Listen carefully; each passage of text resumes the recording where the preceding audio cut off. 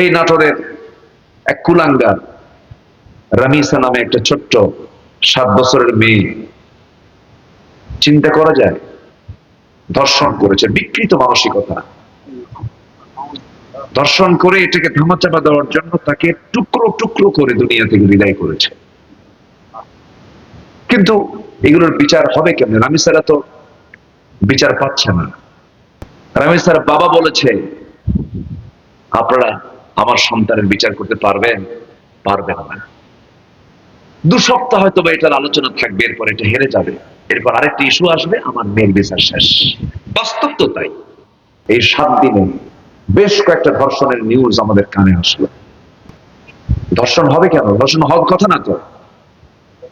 যেই বদমাইশ এই ধর্ষণের সঙ্গে জড়িত, কোর্ট কেন বলবে 3 মাস পর? কোর্ট কেন বলবে 2 মাস পর?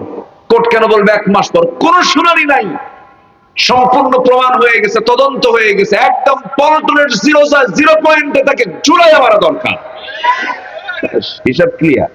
বাদশাহ জাহাঙ্গীর উনি বসে আছেন, এক হিন্দু এসে বলতেছে, আমি আমার ছেলেকে বিয়ে করেছি, নতুন বৌমা ঘরে, সুন্দরী।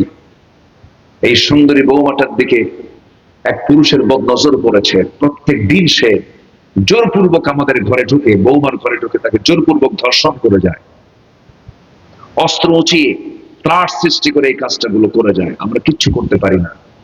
বাদশাহ জাহাঙ্গীর মনে মনে ভাবলেন, এই জনপদে এত বড় দুঃসাহস কোন যুবকের থাকতে পারে না, মনে হয় এই অপকর্মের সাথে আমার সন্তান জড়িত থাকতে পারে। দেরি হলো না। পরের দিন বিকালবেলা সন্ধ্যার একটু আগ দিয়ে, যে সময়ে যুবকটা জেনা করার জন্য ঘরের মধ্যে জোরপূর্বক ঢুকে যায়, তার একটু আগে পরের দিন তিনি চলে গেলেন। বাদশাহ জাহাঙ্গীর নিজেই গেলেন, কাউকে বললেন না। তিনি আবার বাইরে দাঁড়াইয়া বললেন, বুড়িমা, যখন ওই বদমাইশটা যখন ঘরের মধ্যে ঢুকবে আমাকে জানাবেন। তাকে জানানো হলো। এবার বলা হলো, আমি যখন ঘরের মধ্যে ঢুকবো, ঘরের ভিতরের বাতিটা আপনি নিভাইয়া দিবেন। নিভাইয়া দেওয়া হলো। ইতিহাস লেখে, উন্মুক্ত তরবারি, কোষবদ্ধ তরবারি উন্মুক্ত করলেন। কোষ মুক্ত করে সোজা কোনো কিছু না তাকায় আফসা দেখা যাচ্ছে, সেই ধর্ষককে দেখা যায়, তার গর্দান বরাবর হাঁকায় দিলেন তরবারি, মস্তকটা ছিটকে পড়ে গেল। আল্লাহু আকবার বলে তিনি বসে পড়লেন। বসে পড়ে বললেন, বুড়িমা, আমাকে 1 গ্লাস পানি দেন। 1 গ্লাস পানি দিন। 1 গ্লাস তাকে পানি দেওয়া হলো। তিনি পানি পান করলেন আর বললেন, আলহামদুলিল্লাহ। এবার তিনি বললেন, ও বুড়িমা, লাইটটা দিয়ে দেন। লাইট যখন দেওয়া হয়েছে, লাইট দেওয়ার সঙ্গে সঙ্গে দেখা যায়, ওই যুবকের দিকে তাকায় দেখেন বাদশাহ জাহাঙ্গীর সে তার নিজের সন্তান নয়। আলহামদুলিল্লাহ, শুকরিয়া আদায় করলেন। এখান থেকে একটা বিষয় প্রমাণ হলো, তিনি যে আইনটা আর রায়টা কার্যকর করতে গেছেন, অপরের সন্তান মনে করে না, নিজের সন্তান মনে করে। নিজের সন্তান মনে করে লাইটটা বন্ধ করতে বলেছেন। সন্তান যদি আমার হয়, চোখে চোখে পড়ে যাবে, আমার মোহাব্বত সৃষ্টি হবে, আমি তাকে হিট করতে পারবো না, আমি বিচার সম্পন্ন করতে পারবো না। অন্ধকার করে আঘাত করলেন। এরপরে সেই ধর্ষককে দুনিয়া থেকে বিদায় করে দিলেন। এরপরে তিনি করলেন কি, বুড়িমার পাশে বসে, বুড়িমার সামনে, পাটার সামনে তার মাথার রাজমুকুট রেখে বললেন, বুড়িমা, আমি আপনাকে হলফ করে বলছি, এই রাজত্বে, এই রাষ্ট্রে একজন নারীর ইজ্জতের দাম আমি বাদশাহ জাহাঙ্গীর আমার রাজমুকুটের চাইতে 1000 গুণে বেশি। আল্লাহু আকবার বলেন। এই দেশ এরকম একদিন শাসন ছিল, আমরা সেই শাসন আমরা দেখতে চাই। জোরে বলি ইনশাআল্লাহ। এই প্রসঙ্গটা আসলো বলে একটু ওইদিকে গেছিলাম। আমি মূল লাইন আসে, কোন সূরা কন্ত বলেন, কোন সূরা বলেন, কোন সূরা? ফুরকান। আল্লাহ রাব্বুল আলামিন সুন্দর করে বলছেন, এই সূরাটার নামকরণ হয়েছে, প্রথম আয়াত থেকে আল্লাহ রাব্বুল আলামিন সুন্দর করে বলেন, তাবারাকাল্লাযী নাযালাল ফুরকানা আলা আবদিহি লিয়াকুনা লিল আলামিনা নাযীরা। অর্থাৎ এখানে ফুরকান তাকে বোঝানো হয়েছে কোরআন। আল্লাহ রাব্বুল আলামিন কোরআন কি বুঝিয়েছেন? কোরআন যার নাম ফুরকান, তার নাম কোরআন মানে হলো বহুল পঠিত, আর ফুরকান মানে হলো সত্য মিথ্যা প্রকাশ, সত্য মিথ্যা পার্থক্য সৃষ্টি করে দেয়, যার মাধ্যম দিয়ে তার নাম হলো ফুরকান। যেরকম সুবহানাল্লাহ, কোনটা সত্য কোনটা মিথ্যা এটা জানবো কোন কিতাব থেকে? ফুরকান থেকে। বলেন কোন কিতাব থেকে? বলেন ফুরকান থেকে। আল্লাহ রাব্বুল আলামিন তার নিজের পরিচয়টা দিচ্ছেন, কি সুন্দর করে দেখেন। আল্লাহ রাব্বুল আলামিন বলেন, তাবারাকাল্লাযী জাআলা ফিস সামাই বুরুজান وجعل فيها سراجا وقمرا منيرا وهو الذي جعل الليل والنهار خلفة لمن أراد أن يذكر أو أراد شكورا জোরে বলুন আল্লাহু আকবার। অতীব বরকতময় সেই মহান প্রভু, যিনি আকাশে গ্রহরাজি সেট করেছেন এবং তাতে রেখেছেন প্রদীপ্ত সূর্য এবং আলোকিত চাঁদ রেখে দিয়েছেন। এত বড় পরিচয় দেওয়ার মতো পৃথিবীতে আর দ্বিতীয় কেউ আছে নাকি? বলেন কেউ আছে?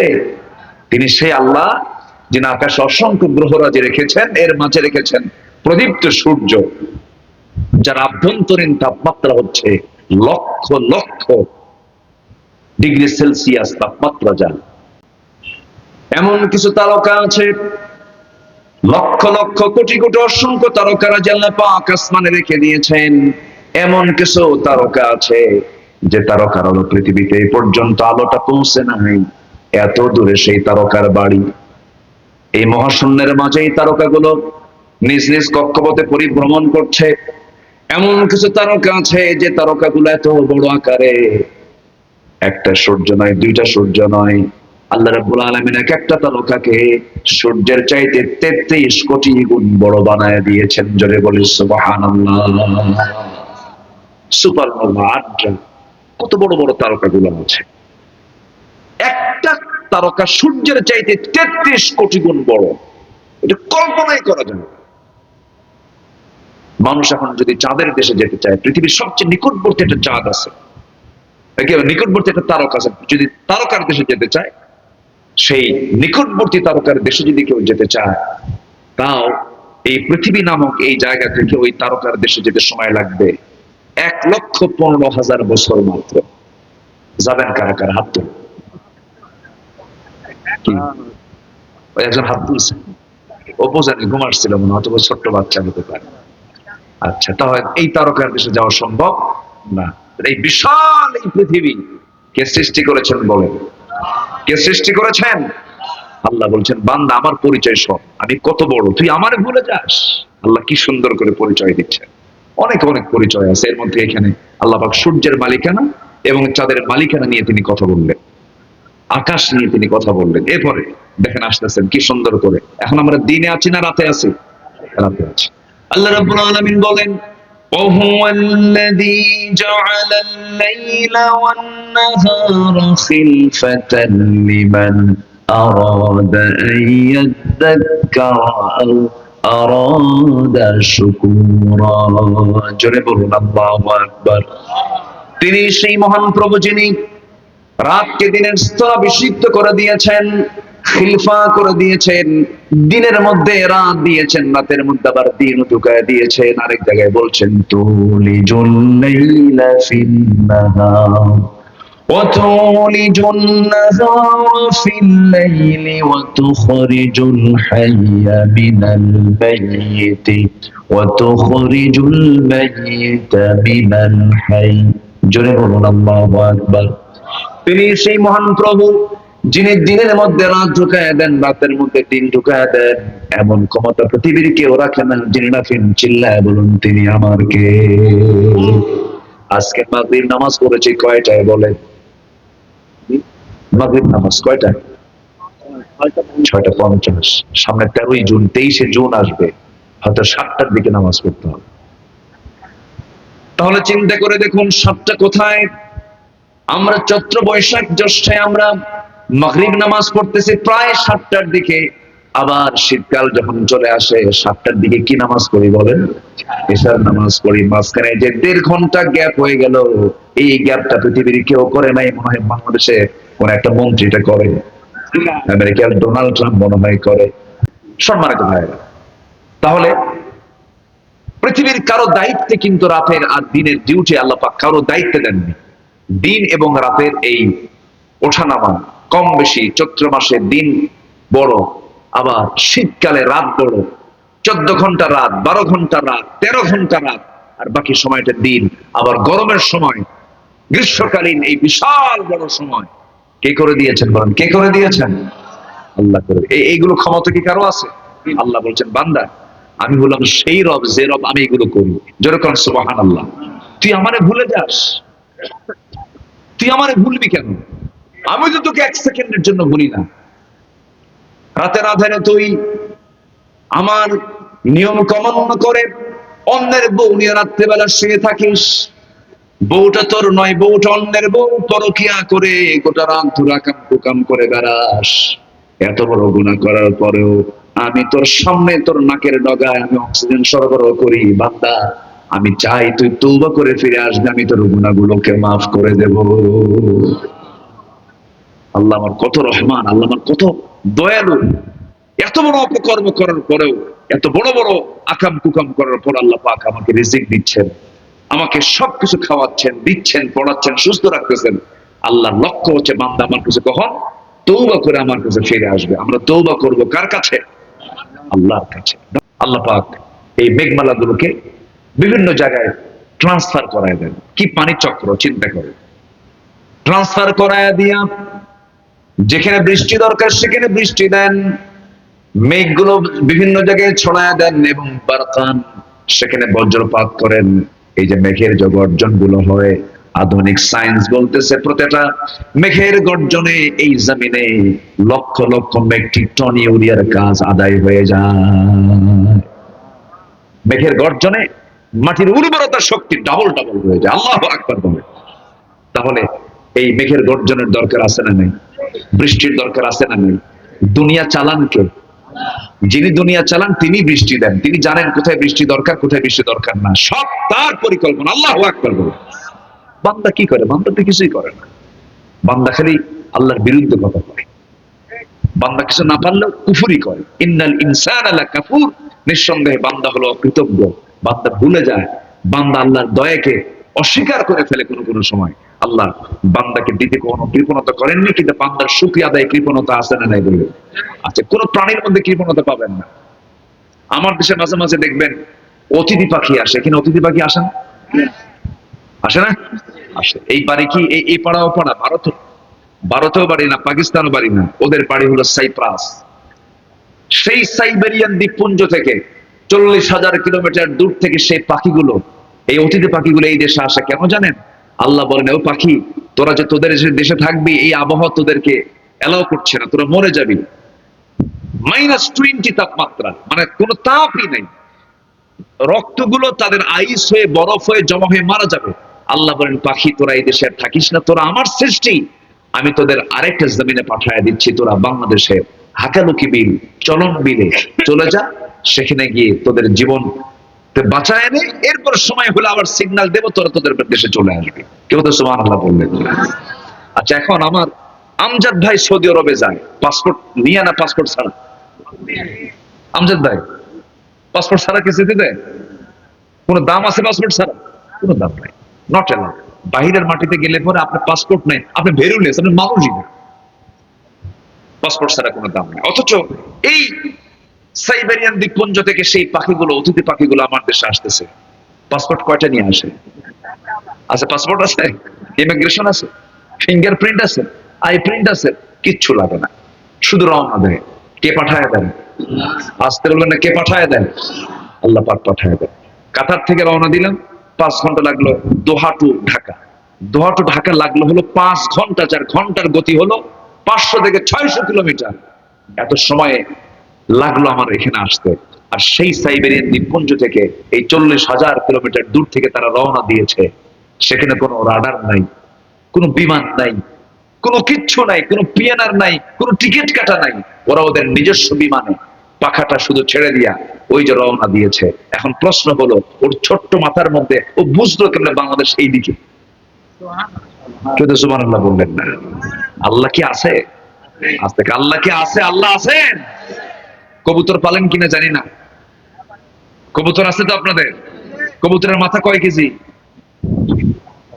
সামান্য একটু কবুতর। এই সামান্য কবুতর আপনি এই গ্রাম থেকে আপনি চলে গেছেন শিকদারি বাজারে, অথবা যাত্রাগাছিতে চলে গেছেন, অথবা আপনি চলে গেছেন মান্দা, সেই মান্দা ফেরিপারের দিকে চলে গেছেন, অথবা রাজশাহীর কোনো বড় কোনো হাটে চলে গেছেন আপনার 8-10টা কবুতর বিক্রি করার জন্য।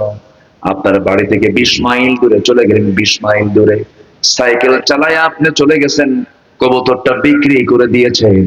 এরপরে সেই বিক্রি করা টাকা দিয়ে আপনি কিছু বাজার সদাই করেছেন, কিন্তু আপনি বাজার সদাই বাড়িতে নিয়ে আসার আগেই ওই বিক্রি করা কবুতর আপনার বাড়িতে হাজির হয়ে যায়। এক কবুতর 10 বার বেঁচে এমন লোক আছে, এই আছে না নাই বলেন? গ্রামে তো এই ওয়াজগুলো করে মজা পাওয়া যায়, কারণ কিন্তু আপনার বাস্তব বুঝেন না। তাহলে এই কবুতরটা আপনি নিয়ে গেলেন, স্থলপথে আসলো কি? হেঁটে হেঁটে মাটি দিয়ে আসছে? কোন দিক দিয়ে আসছে? আকাশ দিয়ে আসছে। কিন্তু সে আপনার মালিকেরা ছাড়তে চায় না, আপনার মহব্বত সে ছাড়তে চায় না। আপনি তাকে বিক্রি করার জন্য যখন 2 পাকা যখন বেঁধে ফেলেছেন, সঙ্গে সঙ্গে কবুতর বুঝতে পেরেছে মালিক আমাকে বিক্রি করে দেবে, কিন্তু আমার রাস্তা চিনে রাখা দরকার, দেখি কোন দিক নিয়ে যা। আপনি নিয়ে গেছেন, বিভিন্ন মোড় দিয়ে নিয়ে চলে গেছেন, কিন্তু আল্লাহ পাক তার মাথার ভিতরে ক্রিপ্টোক্রোম নামক একটা প্রোটিন দিয়েছেন। সেই ক্রিপ্টোক্রোম প্রোটিন যখন সে অন করে ফেলে, সঙ্গে সঙ্গে তার জিপিআরএস ট্র্যাকিং হয়ে যায়। এই যে মোবাইল ট্র্যাকিং আছে না, মোবাইল ট্র্যাকিং আছে না, জিপিএস আছে না? আপনাকে এখন আর কেউ প্রশ্ন করে না যে ভাই ওই রাস্তা কোন দিক, শুধু গুগল, বাবা গুগলকে বলবেন বাবা গুগল কম, সব কয়ে দেয়। দেখেন এখান দিয়ে যাবেন, এখানে নদী আছে, এখানে ওই দিক ট্যান্স আছে, এখানে জাম আছে, ওই দিক দিয়ে চলে যাবে। তো গুগলে যদি এই ম্যাপ দিতে পারে, আল্লাহ পাক কি পাখির মধ্যে এই ম্যাপ ঢুকা দিতে পারেন না? সে তো অসহায়, সে কার কাছে বলবে, সে কার কাছে জানবে? আল্লাহ পাক ছোট্ট মাথার ভিতরে এই জিপিএস ট্র্যাকিংটা লাগায় দিয়েছেন। কবুতর বিক্রি করছেন ঠিক আছে, কিন্তু জিপিএস লাগায় রাখছে, তুই যে দে বিক্রি কইরা, খালি পাখা ছেড়ে দেওয়া মাত্র চান্স পাইলে আবার তোর বাড়িতে আসবে, তুই 10 বার বেশ। কেউ তো সুবহানাল্লাহ বললেন না। ওই 40,000 কিলোমিটার দূরের ওই পাখিগুলোকে আল্লাহ পাক এই জিপিএস ট্র্যাকিংটা লাগায় দিয়ে বললেন যে তোরা চলে যা। বাংলাদেশের হাঁটুলুকি বিলে আসলো, খেলো, থাকার পর 6 মাস পর আবার ওই রুটি তার মাথায় ওই ট্র্যাকিংটা লাগায় সে অন করে আবার সে তার নিজের বাড়িতে চলে যায়। কেউ তো সুবহানাল্লাহ বললেন না। এই পরিযায়ী পাখিগুলোকে আল্লাহ রাব্বুল আলামিন কি যত্ন করে মানুষ করে, কি যত্ন করে তাদেরকে বড় করেছেন। আবার একটা পাখি আছে যে পাখিটা অত্যন্ত, আকাশে যখন সে ওড়ে, প্যারেগ্রিন ফ্যালকন নামক একটা পাখি আছে, প্যারেগ্রিন ফ্যালকন নামক পাখি। এই পাখিটা তার ঘন্টার গতি হলো 400 কিলোমিটার বেগে সে আকাশে চলতে পারে, আর 400 কিলোমিটার বেগে। আমাদের নাক আছে, নাক দিয়ে আমরা শ্বাস প্রশ্বাস লাংসে পৌঁছায় দেই, তারও নাক আছে। এত জোরে বাতাস যদি তার কারো নাকের মধ্যে ঢুকে পড়ে, তার লাংস থাকবে নাকি? ব্লাস্ট হয়ে যাওয়ার কথা। কিন্তু ব্লাস্ট কেন হয় না? এই ব্লাস্ট না হওয়ার মূল কারণ হলো মহান রব্বুল আলামিন পেরেগ্রিন ফ্যালকন ওই পাখিটার নাকের ভিতরে শক্ত একটা হাড়ের ট্যাপ দিয়েছেন, শক্ত একটা হাড়ের ট্যাপ লাগায় দিয়েছেন। যখন তার গতি যখন বেড়ে যায়, আস্তে করে সেই ট্যাপটা আস্তে করে ওপেন করে সামনের দিকে নিয়ে আসে। নাকের সামনের দিকে নিয়ে আসার সঙ্গে সঙ্গেই যত বাতাস যত দ্রুত গতিতে আসুক না কেন, সঙ্গে সঙ্গে সেই বাতাসটা ধাক্কা খায় সেই হাড়ের সাথে, ট্যাপের সাথে ধাক্কা খায়, ধাক্কা খেয়ে গতি কমায় নেয়, এরপর সে তার বাতাসটা তার নাকের মধ্যে ঢুকায় নেয়। যেরকম সুবহানাল্লাহ। আজকের বিমানে এই পেরেগ্রিন ফ্যালকনের এই প্রযুক্তি আজকের বিমানের মধ্যে ঢুকানো হয়েছে। আওয়ালাম ইয়ারা ইলা তাইরি ফাকুম সাফাতিন ওয়া ইয়াকবিদিন, তারা কি এই পাখিটার দিকে তাকায় না? আমি আল্লাহ তাআলা পাখিকে কত সুন্দর করে বানিয়েছি। ওয়া আরসালা আলাইহিম তায়রান আবাবিল। বলেন তো পাখি আগে না বিমান আগে? বলেন বিমান থেকে পাখি না পাখি থেকে বিমান? বলেন বলেন বলেন, পাখি থেকে বিমান। আজকে যত দ্রুত যত উন্নত প্রযুক্তির বিমান, সব কোন না কোন পাখিকে রিসার্চ করে এই পাখিগুলো এই বিমানগুলো এসেছে। বলি আল্লাহু আকবার। আমরা যা কিছু দেখছি সব আল্লাহর সৃষ্টি নিয়ে নাড়াচাড়া করা, সব আল্লাহরই। সব কার? আজকে সব কার? বলেন সব কার? আল্লাহ। সে আল্লাহ বলছেন বান্দা আমাকে চেনো না তুমি, আমি কত বড়, আমার শুকর আদায় করো। আমাকে চেনো, আমাকে চিনলে পৃথিবীর আর কাউকে চেনা লাগবে না, আমি তোমাকে সব দিয়ে দেবো। জোরে করে সুবহানাল্লাহ। কাউকে চেনার দরকার নেই তোমার আগে। মাল্লাহুল মাওলা ফালাহুল কুন, যার মাওলা আছে তার সব আছে। যার মাওলা নাই, তার কিচ্ছু নাই, তার সব শেষ হয়ে গেল, সব শেষ হয়ে যাবে তার। এই জন্য আমরা আল্লাহকে খুঁজে আগে বের করবো, আমার রবটাকে, আমার প্রভুটাকে আমি তার হক আগে আদায় করব। আজান শোনার সঙ্গে সঙ্গেই সব কাজ ফেলে মসজিদে চলে যাব। কাজ আগে না নামাজ আগে? আসতে বলবেন না, কাজ আগে না নামাজ আগে? নামাজটা আগে, নামাজটা কন্টিনিউ করব, নামাজটা সুন্দর করব। এক লাইনে শুধু একটা কথা বলবো, যার নামাজটা যত সুন্দর হবে তার ইমানটা তত সুন্দর হয়ে যাবে। সময় মতো নামাজ, আস্তে আস্তে নামাজ, মনোযোগ দিয়ে নামাজ, জামাতে নামাজ, হালাল রুজি উপার্জন করে নামাজ, নামাজ কেন্দ্রিক সুন্দর করে জীবন যাপন করব। বউটা নামাজ পড়ে না, বউকে কালিমার দাওয়াত দিবেন, নামাজের দাওয়াত দিবেন। বউটা, তুমি নামাজ পড়ো না কেন? তুমি কি চাও জাহান্নামে তুমি একা যাবে?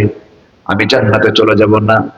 আমরা দুজন মিলেই জান্নাতের বাজারে গিয়ে বাজার করব, একসঙ্গে আমরা জান্নাতে গিয়ে ঘুরবো, পার্কিং করব। আমরা আসো নামাজ পড়ি। স্বামীর পেছনে স্ত্রী নামাজ পড়বে।